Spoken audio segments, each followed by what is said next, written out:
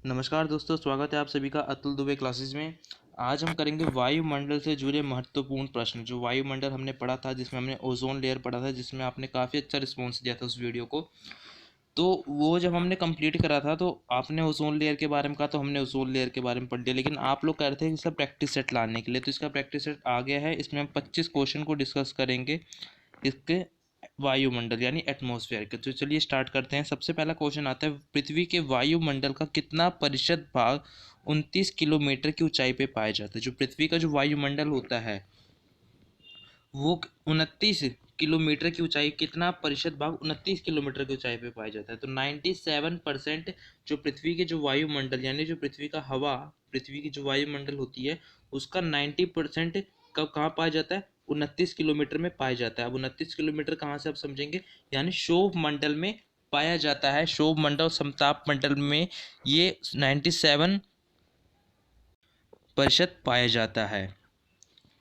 अगला क्वेश्चन है, वायुमंडल का सर्वाधिक स्थायी तत्व क्या है। वायुमंडल का सर्वाधिक स्थायी तत्व क्या है? जलावाष्य। हमने पढ़ा था वायुमंडल का सर्वाधिक स्थायी तत्व क्या है? जलवाष्य वायुमंडल का सर्वाधिक स्थायी तत्व है। ये मोस्ट इंपॉर्टेंट क्वेश्चन है, मैं आपको पहले बता रहा हूँ, ये मोस्ट इंपॉर्टेंट क्वेश्चन है। पहले आप हमने जो वायुमंडल पढ़ा था, पहले आप उन दो वीडियो को देखिए, फिर आप इसको तभी कर पाएंगे। अगर आप इसको ऐसे ही देखेंगे उन दोनों वीडियो के बिना, तो आपको कुछ समझ में नहीं आएगा, सब आपके ऊपर से आएगा। तो पहले आप वो दो वीडियो देखनी है, फिर आपको ये समझना है। उन दोनों वीडियो का लिंक मैं नीचे दे दूंगा। अगला क्वेश्चन देखते हैं, वायुमंडल में सर्वाधिक मात्रा में विद्यमान। अब आप सोच रहे होंगे यहाँ पर विद्यमान का मतलब क्या होता है। विद्यमान का मतलब होता है साथियों, जो हमारे सामने उपस्थित हो या मौजूद हो। जैसे हमारे वायुमंडल में नाइट्रोजन, ऑक्सीजन, CO2 ये सारी गैसें पाई जाती है, लेकिन वायु में सर्वाधिक मात्रा में जो सामने वो मौजूद होती है वो अंतरी गैस कौन सी होती है? तो आर्गन होती है। कौन सी? आर्गन होती है। वायुमंडल का मुख्य तक गर्म क्यों होता है? जो वायुमंडल का जो मुख्य तर्क वो गर्म क्यों होता है? क्योंकि जो पृथ्वी होती है वो विकिरण करती है, इसलिए वायुमंडल का जो मुख्य तक होता है वो गर्म होता है। अगला क्वेश्चन देखते हैं, कौन सी ग्रीन हाउस गैस का प्रभाव उत्तरदायी होती है। CO2 जो गैस होती है वो ग्रीन हाउस गैस होती है। हमने जब पढ़ा था, सबसे पहले हमने पढ़ा था ग्रीन हाउस गैस जो कि सबसे भारी होती है और CO2 में पाई जाती है।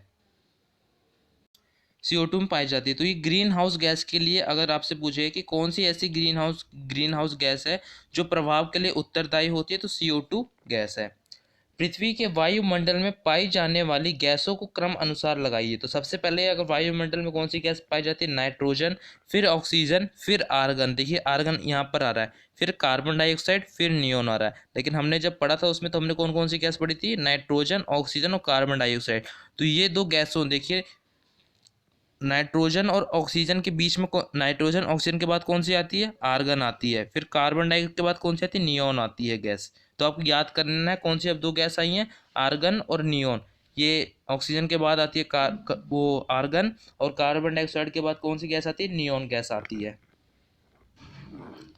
अगला देखते हैं, भूपृष्ठ परिवर्तित अवरक्त विकिरण के अवशेषों द्वारा वायुमंडल के तापमान में वृद्धि की प्रक्रिया को क्या कहते हैं? ग्रीन हाउस गैस का प्रभाव कहते हैं।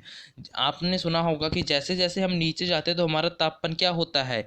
बढ़ता जाता है, और जैसे जैसे हम ऊपर जाते हैं तो हमारा तापमान क्या होता है? माइनस में चला जाता है। तो जो बढ़ता वायुमंडल में तापमान में वृद्धि की प्रक्रिया को क्या कहते हैं? ग्रीन हाउस गैस का प्रभाव कहते हैं। अगला क्वेश्चन देखते हैं, वायुमंडल को क्षोभ मंडल, समताप मंडल आदि परतों में विभाजित करने का मुख्य आधार क्या होता है। अब आपने क्वेश्चन पूछा है, ये जो हमारा वायुमंडल यानी एटमॉस्फेयर है उसमें जो ये अलग अलग गैसेज, क्षोभ मंडल, सप्ताप मंडल, इनको विभाजित क्यों किया जाता है? इनको विभाजित ना करें तो सेम ही दिखते हैं सारे, इसलिए विभाजित किया जाता है क्योंकि इनका तापमान अलग होता है। क्षोभ मंडल का तापमान अलग होता है, समताप मंडल का तापमान अलग होता है, और जितने भी आदि गैस है उनका तापमान अलग होता है। इसलिए इनको क्रम के अनुसार विभाजित कर दिया गया है। किस कारण विभाजित किया? तापमान के कारण, क्योंकि इन सबका तापमान अलग अलग होता है। अगला देखते हैं, ट्रोपोस्फेयर यानी क्षोभ मंडल की धरातल औसत ऊंचाई लगभग कितनी है? 14 किलोमीटर है। इसमें हमसे औसत ऊंचाई पूछी है, कितनी? धरातल की औसत ऊंचाई पूछे तो कितनी? 14 किलोमीटर है। और ये क्षोभ मंडल की धरातल अधिकतम ऊंचाई कितनी? 18 किलोमीटर। औसत मतलब होता है कि बीच तक कितनी है, बीच में। और अधिकतम मतलब कितनी ऊपर तक गई है, ये 18 किलोमीटर तक है, और औसत में कितनी इसकी 14 किलोमीटर है।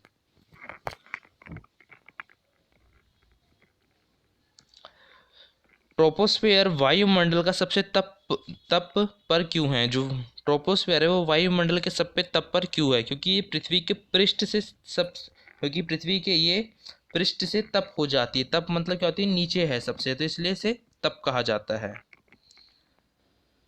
पृथ्वी के वायुमंडल का सर्वाधिक घनत्व कहाँ पर होता है? पृथ्वी के वायुमंडल का सर्वाधिक घनत्व कहाँ होता है? ट्रोपोस्फेयर में होता है, यानी शोभ मंडल में होता है पृथ्वी के वायुमंडल का सर्वाधिक घनत्व।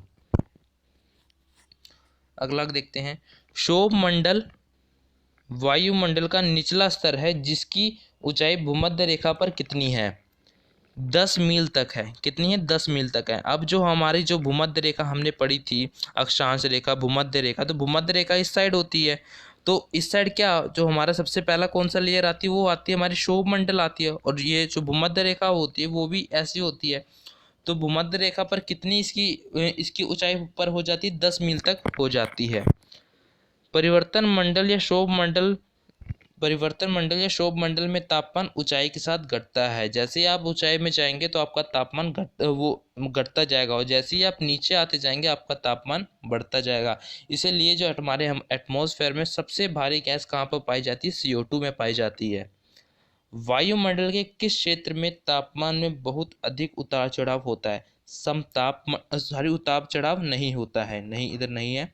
सप्ताप मंडल में उतार चढ़ाव नहीं होता है। क्यों नहीं होता है? उसका भी एक क्वेश्चन आएगा, देखना। ये अगला क्वेश्चन देखिए, सप्ताप मंडल विमानों के लिए उड़ने के लिए क्यों सही माना जाता है? क्योंकि इस मंडल में मौसम से जुड़ी घटनाएं नहीं होती हैं। अब जो हमारा सप्ताप मंडल है वो विमानों के लिए इसलिए ऊंचा माना जाता है क्योंकि जो सप्ताप मंडल वहाँ पर मौसम से जुड़ी घटना नहीं होती। वर्षा, बादल गरजना, बादल मनना, ये जितनी मौसम से जुड़ी घटना होती है सप्ताप मंडल में नहीं होती। ये कहाँ पर होती है? शोभ मंडल में होती है। इसलिए वायुयान के विमानों के लिए सबसे सटीक उड़ाने मतलब सही करने के लिए, उड़ाने के लिए सबसे अच्छा कौन सा मंडल माना जाता है? समताप मंडल माना जाता है। वातावरण की वह जो रेडियो तरंगों परिवर्तित करती है, आयन मंडल। आयन मंडल हमने पढ़ा था, आयन मंडल क्या काम करती है? आयन मंडल जो यहाँ पर रहती है, आयनिक बुल रहती है, हमने पढ़ा था इसमें। जो वातावरण पर जो रेडियो की जो तरंगे होती हैं वो किसके द्वारा परिवर्तित होती है? आप देख रहे हैं यहाँ पर आ रही रेडियो की तरंगे, तो कहाँ पर होती है? आयन मंडल में होती है। संचार उपग्रह किस वायुमंडल पर स्थिर होता है? जो संचार उपग्रह होता है, हमने संचार उपग्रह पढ़ा था, यानी जो हमारी जो हमारे नीचे द्वारा भेजी गई सैटेलाइट होती है, तो वो कहाँ पर रहती हैं? वो ब्रह्मांड मंडल पे रहती है। कौन से मंडल पे? ब्रह्मांड मंडल में रहती हैं। रेडियो की लघु तरंगे आयन मंडल की किस परत पर परिवर्तित होकर धरातल पर आती हैं? कौन सी परत होती है? वो F परत होती है। अगला क्वेश्चन देखते हैं, वायुमंडल के किस भाग में जलावाशय की कुछ मात्रा 90 भाग विद्यमान में रहता है? कौन सा होता है? शोभ मंडल होता है। शोभ मंडल सबसे नीचे होता है, और नीचे क्या पाया जाता है? पानी पाया जाता है। तो कहाँ पर आ गए? शोभ मंडल में। पृथ्वी की सतह से सबसे दूरी वातावरणीय परत को क्या कहते हैं? पृथ्वी की सतह सबसे दूर, आप इधर क्वेश्चन बन गया, सबसे दूर वातावरणीय परत सबसे दूर कौन सी होती है? हमारी ब्रह्मांड होती है, जहाँ पर हमारे सैटेलाइट रहते हैं। तो कौन सी होती है? ब्रह्मांड। समुद्र तल पर औसत वायु दाब कितना होता है? तो 101.3 मिली बार होता है। अगला है, डोनाल्डम क्षेत्र की विशेषता क्या होती है? निम्न दाब एक शांत पवन। इसमें शांति पेटी किस रेखा के दोनों ओर पाई जाती है? भूमध्य रेखा पर शांत पेटी रेखा दोनों ओर पाई जाती है। जेठ दशाएं प्रायः कहाँ पर होती हैं? शोभ सीमा में होती हैं। तो अभी इसके कुछ और मोस्ट इंपॉर्टेंट क्वेश्चन रहते हैं, क्वेश्चन नहीं समझ लीजिए, टॉपिक रहते हैं, जो कि अगली जो हमारी कल आई है करंट अफेयर एनालिसिस की वीडियो आएगी, तो उसमें हम इसको लास्ट में आपको वो टॉपिक को अच्छी तरीके से क्लियर करा दूंगा। अगर आप हमारे चैनल पर नए, चैनल को सब्सक्राइब कीजिए, बेल आइकन प्रेस कर लीजिए, और शेयर कीजिए अपने दोस्तों को, और लाइक कीजिए, और कमेंट करके जरूर आना वीडियो कैसी लगी। तब तक के लिए धन्यवाद।